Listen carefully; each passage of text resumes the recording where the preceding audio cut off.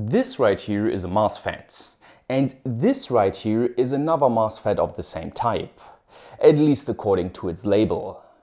Because if we look closely, we can not only see differences in the font, but also in the design of the heatsink. And according to the manufacturer's datasheets, it seems like this one is a genuine one, because I also bought it from a well-known component supplier for kind of a high price. But if you love a good bargain like me, then you probably also already bought a pack of 5 of them for the price of 2 original ones from sites like eBay. With such deals, there's always the suspicion that the components are fake, aka counterfeits, which is nowadays a big problem when it comes to electronics.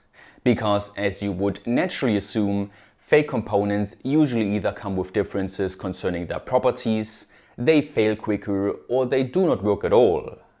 And since that can be problematic if, for example, a fake component has to fulfill a crucial job in a very important electronic system, I wanted to find out by myself how much such fake components really suck in comparison to the originals. And that is exactly what I will be doing in this video. So let's get started.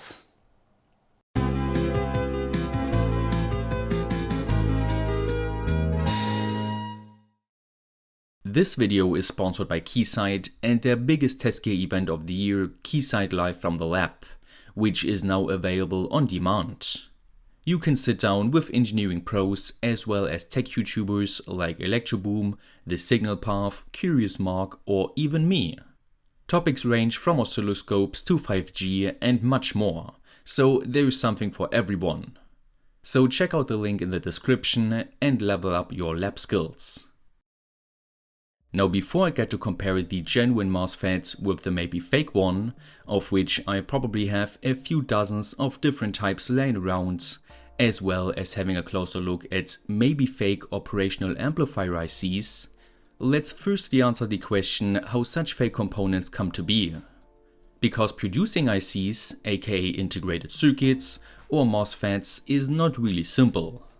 You need a silicon wafer onto which transistors gets formed, as well as additional layers for the wiring and much more.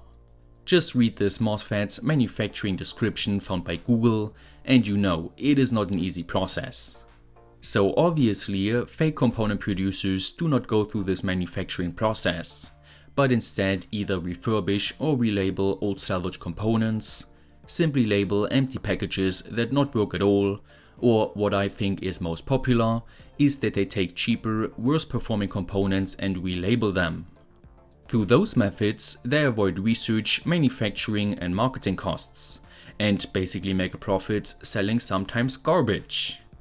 Now to identify fakes, we could have a peek at the die inside the IC, but since that is not realizable for most people watching, we could also look out for package anomalies or simply do some electrical testing.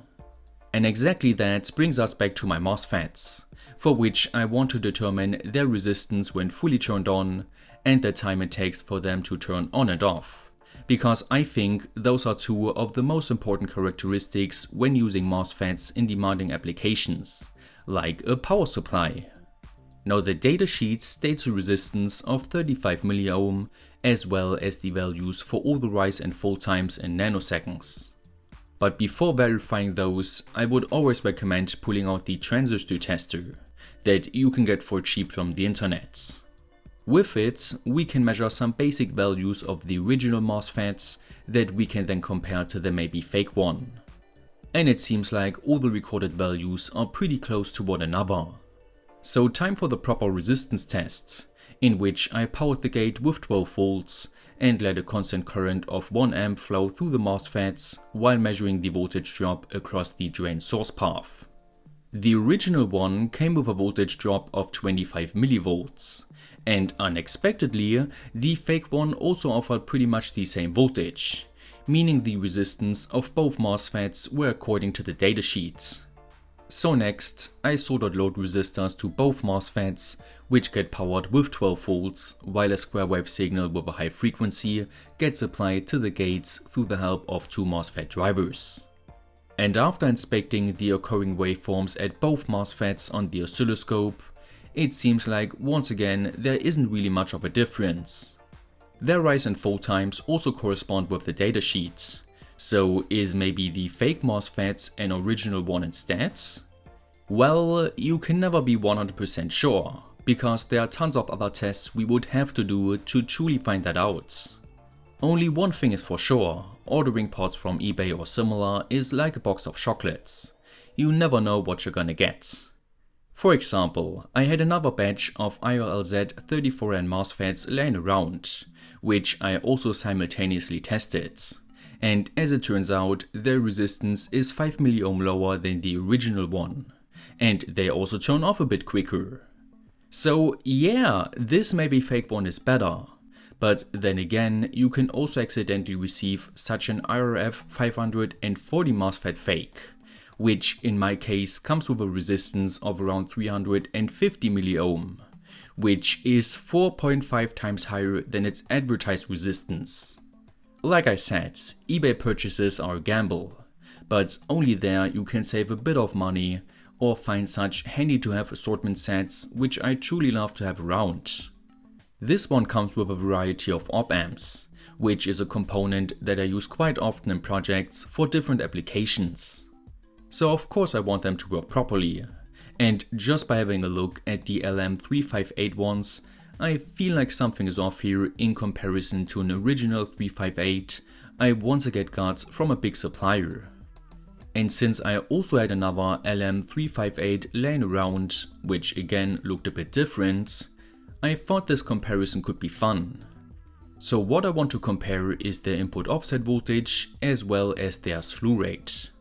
According to the datasheets, the input offset voltage is 3 to 7 millivolts, which describes the voltage difference between the inputs of the OpAmp that when amplifying a signal also gets amplified, and thus is basically a divergence to the ideal output value, which means we want this offset voltage to be as small as possible.